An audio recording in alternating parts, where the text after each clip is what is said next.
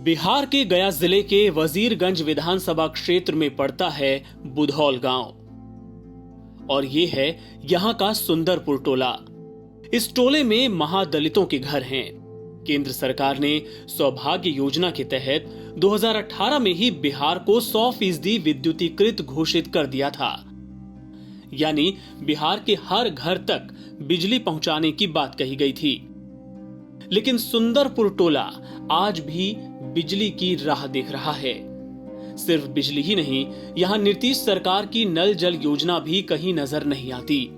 लोगों को अपना मोबाइल चार्ज करने के लिए पड़ोस के गांव में जाना पड़ता है। गांव में 2 हैंडपंप हैं जो कभी खराब हो जाते हैं तो पानी लेने के लिए काफी दूर जाना पड़ता है। गांव में बच्चों का कोई स्कूल भी नहीं है।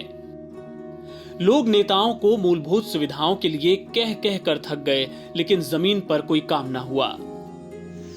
बिजली नहीं थी तो यहाँ पर मोबाइल है आप लोगों के पास, फोन है? फोन हाँ, तो फोन कैसे कीजिएगा, चार्ज कैसे करते हैं आप फोन? चार्ज दूसरा गांव में करते हैं। दूसरे गांव में जाकर चार्ज करते हैं? हाँ।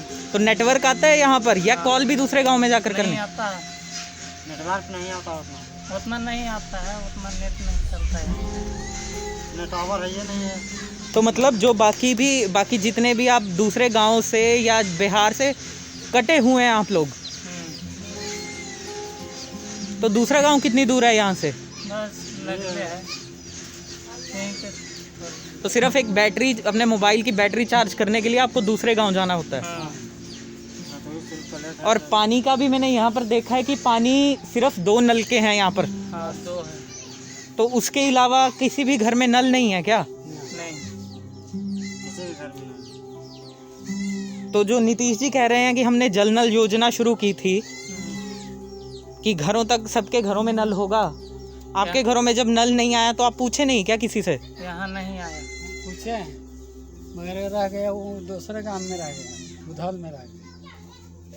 आपके गांव में नहीं पहुंचा है क्या? नहीं पहुंचा है। तो विधायक जी से शिकायत नहीं करिएगा? जरूर करें हैं। तो क्या बोले विधायक जी? कि मिलेगा मिलता ही रह जाएगा। कितने साल से बोल रहे हैं मिलेगा?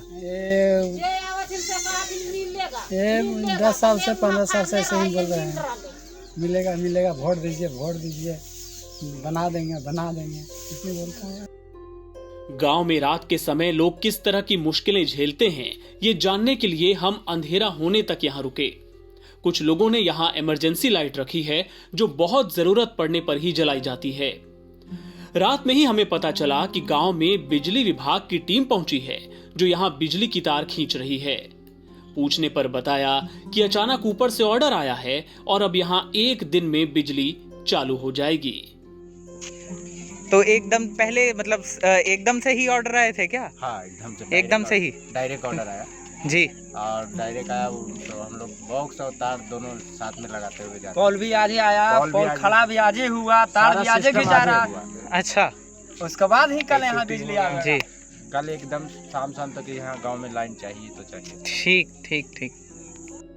मतदान से ठीक पहले सुंदरपुर टोला में रातों रात बिजली क्यों पहुंचाई जा रही है, ये समझना ज्यादा मुश्किल नहीं है।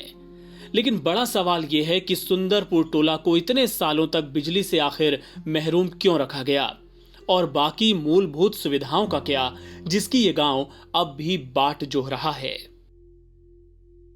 NBT ऑनलाइन की रिपोर्ट।